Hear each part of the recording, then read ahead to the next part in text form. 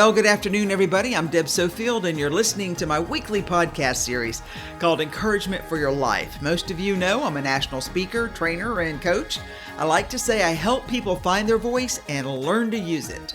I'm also a conference speaker on the topics of public speaking, presentation skills, how to deal with the media, and crisis communication. I've got a number of other presentations on my website if you'd like to check those out. If your organization has an upcoming conference and you need a keynote speaker, I hope you'll reach out at debsofield.com. I would love to be a part. I've got a number of great books on the market. My best-selling book, Speak Without Fear. My book, Perfecting Your Platform. Both of those are on Amazon and Audible if you like to listen to books. And my series, Encouragement for Your Life, which is a compilation of these podcasts, they're available on Amazon, volumes 1 through 3. Just go into Amazon, type in my name, Deb Sofield, all my books will appear. So I'm counting down to the last few of my series on the emotions that are really going to wreck your life if you're not careful. And my theme for today is the emotion of fear. It is a hot one. And it will change everything in your life if you're not careful. So friends, stay with me. Let's talk about it because I believe it can change your life when you know how to handle fear. I'm Deb Sofield. Thanks for spending these next few minutes with me. Let's get started with today's show. So I'm still continuing my series on emotions. And remember, I started with anger because anger is a cancer to your soul. So for you to have a happy life, friends, you got to let that anger go. It changes everything. And then I talked about the personal pain of shame. And shame is a failure to meet your own standard of behavior. And I can't begin to tell you how this emotion will wreck your life if you're not careful. And as I talked about shame, remember I talked about the idea that if you've asked forgiveness from somebody and they chose not to give it, that's on them, not you. So don't worry about it. You've done your part, now walk away. I also spoke about jealousy. Jealousy is that green-eyed monster that will wreck your perfectly happy home and will make a normal person become insane with rage. And here's the problem with jealousy. It doesn't go away. It is something you've got to work at every day. And you have to work on yourself in order to fix jealousy because it's a personal issue. And then I talked about the emotion of worry. And I add that worry is a useless emotion because it keeps you from focusing on things that are real. And then I came up with the idea of scarcity. And scarcity is having less than what you feel you need. And how that fear can affect all areas of your life because you always think you are in lack and in need instead of abundance. And it's not abundance of name it, claim it. It's abundance in knowing that you are enough and you most likely have enough. Now, you might have to make some changes, but the opportunity is there. And so frustration, that's a tough one. But here's the deal. You can find a path forward, but you're going to have to work on it. And go back and listen if that's something you face. So today, I want to talk about the emotion of fear. And I'm adding it to the list because I have spoken about fear in other contexts. But I want to focus today on the damage fear can do to you if you're not paying attention to the signs that fear is controlling your life. Now, granted, I'm in a business that most people tell me is their greatest fear, and that's public speaking. They fear how they're going to sound to other people. They also fear how they sound to themselves, which is an odd combination of internalized self-pride and then nerves about failing in front of others.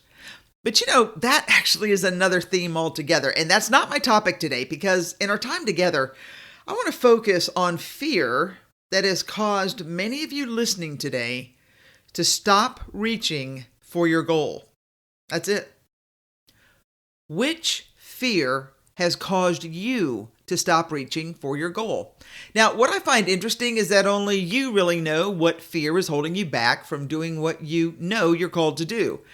I'm pretty sure it's a discussion that you've had with yourself about 100 times in the quiet of night, and yet still you come up short because you are fearful of either the outcome or for many, maybe the lack of income. So if you truly set your fear aside to follow your dream, you're so uncertain of the future that you're stopped. When I touched on this topic last year, I had several people write me and say that they had a certain dream to do, we'll just say X, Y, and Z. But life didn't afford them the opportunity to leave their family and start over. And then the discussion went into finding their own happiness versus the true responsibilities of those they promise to love and cherish.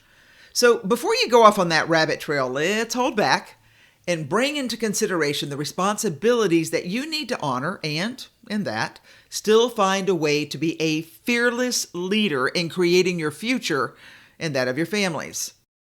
When I'm working with clients, I like to ask them to imagine their future or encourage them, in a sense, to picture what could be down the road, so to speak.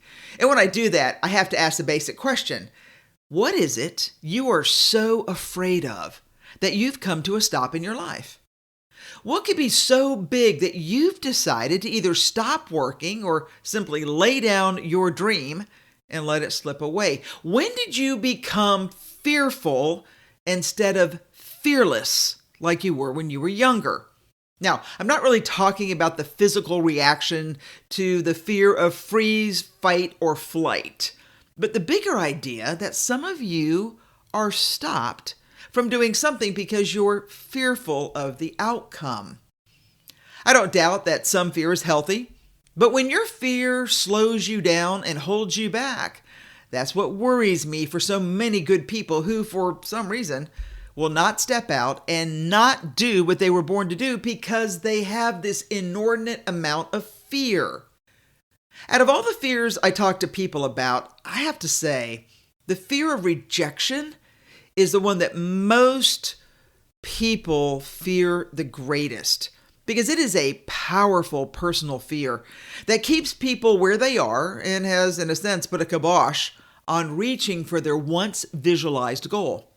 Now, rejection comes in many ways and seems to hold people back. See, allowing fear to creep in and to force a stop in your life has caused you to stop reaching for your goals. I don't know what the issue of rejection is that you've encountered that has thrown you for such a loop. I do know the best way to recover could be as simple as putting yourself back out there after a divorce or a death, or if you've been fired from your dream job, or if you're tired and you just need a rest. Goodness, people, go ahead and rest, recover, and get going again. Hear me, time is not on your side, my friends. You need to move and move while you can to make the most of the opportunities that are being handed to you. Don't live life like it's over. If you're listening today, it's not over, people. I want you to live life like it is precious and that you are called, demanded, and encouraged to live with joy. Yes, joy. And only you can do that when you cast off the rejection that you feel and live life on your terms. And your terms do not allow fear in any way, shape, or form. Now, another issue of fear that I see a lot is the lack of belief that you can do what you would like or are called to do. And I call that negativity. See, when you've set your heart and mind to do something, and just when you've begun to crack open the window of the commitment to your cause, somebody will say something negative like, "Hey, you can't do that." And then that issue of self-fear rises up and causes you to stop reaching for your goal. To that I have to ask, what? Really? Who have you given your power to? So much so that they, by their mere words, have caused you to stop reaching for your goal and have put a bit of fear into your heart and mind and soul and body, and you listen to them to the detriment of your future happiness.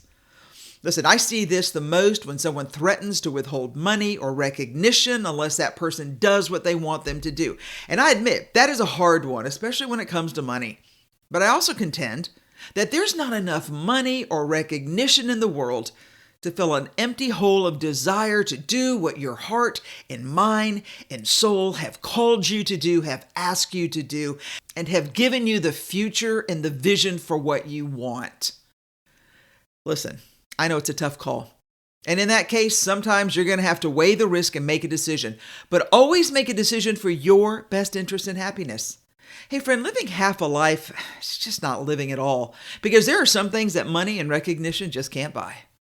The third fearful issue that seems to crush the hopeful spirit of many is what I like to call the fear that causes you to do, nothing. Nothing. You fear everything, so you do nothing. It's the fear of nothingness. Is that a word? Nothingness? I think so.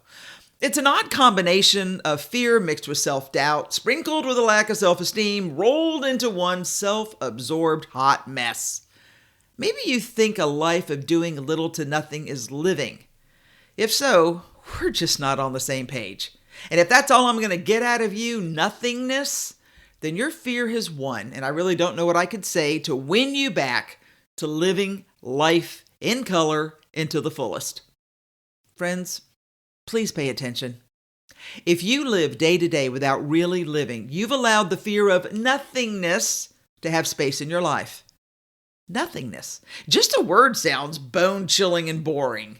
Talk about fear. That's fear in its worst context. To do nothing but watch life pass you by because you are, fearful. If you're so stymied that you do nothing, then your fear has caused you to stop reaching for your goal. Hey, friend, you need to find a way out. Open a door, break a window, do something if you have to, but don't wither and die on the vine because the life you've settled and allowed your fear to take your freedom from. I can't think of anything more heartbreaking. So you might be asking yourself, hey, Deb, how do I live a fearless life so I can reach my goal? All right, got a couple ideas. Number one, hey, how about you take control? Yeah, take control of your thoughts. Starting today, dust off the dreams you set aside, the ones that scared you. Write them down and figure out how to take the first step. Just focus on the first step. Here's the deal. Some of you won't even take the first step, so you don't know if there's a second or third, but here's what I do know. I guarantee the other steps will appear. And if you don't let the rejection of others stop your progress, you will make progress. Number two, this is hard. You've got to stop listening to negative people. Negative people, whether they're friends or family or colleague. I don't know how to tell you this. For some unknown reason, they don't want you to succeed. They want you to stay with them in their boring life. Don't do it. Walk away. No, I got a better idea. Run away. Find new friends if you have to. Listen, you may be alone for a while. That's okay. Get back out there. I'd rather have 4 quarters than 100 pennies. You don't need a lot of friends. You just need the right friends. And the good, right, honest friends are not negative to your hopes and dreams. Now, third is the hardest. Friends, you got to do something. Don't let the fear of nothingness keep you comfortable. Remember that story you heard growing up of the boiling frog? Now, there's a fascinating 19th century science experiment, so the story goes, that if you drop a frog in a pot of boiling water, it will frantically try to clamber out. But if you place the frog, into a pot of tepid water and you turn the heat on low, it'll float there quite happily. And then as the water gradually heats up, the frog will sink into a tranquil stupor. Just like us when we take a nice hot bath. And before long, with a smile on its face, it will not resist and allow itself to be boiled to death. Now, let's not argue about the scientific truth of the story. It's a good metaphor for my point. Here's the key. If you allow fear to lull you into doing nothing, your ending is not going to be pretty. The emotion of fear comes in many ways. And today, I'm focused on the fear that has caused you to stop reaching for your goal. Please hear me. Life is what you make of it. You get to choose. You, dear listener, get to choose. I'm telling you, asking you, begging you to choose wisely. Because your joy, your life, and your future, come on, you know that they all depend on it. All right, another tough love message. I get it. It's not easy. We all have fear. But I don't want it to stop you from reaching what you work so hard for. Be willing to step out on faith, because I'm telling you, for all you know, it's the next step that's going to lead you in the right direction. All right, I'm Deb Sofield, and thank you for joining me as we continue this journey on emotions. I hope you'll join me next week as we work towards a better day, and my final one is probably the worst emotion of all, and that's the emotion of greed. So stay with me. And remember, I don't care what the world says about you. Honestly, I don't. I want you to know that I care about you. I care about you because I believe you can do big things. And friends, that is only going to happen when you finally let go of fear. And I will walk alongside with you, and we can journey together until we can make sure you end up where you want to end up to have the successful life that I believe you are destined for. All right, take care. Join me next week. Let's finish out this series.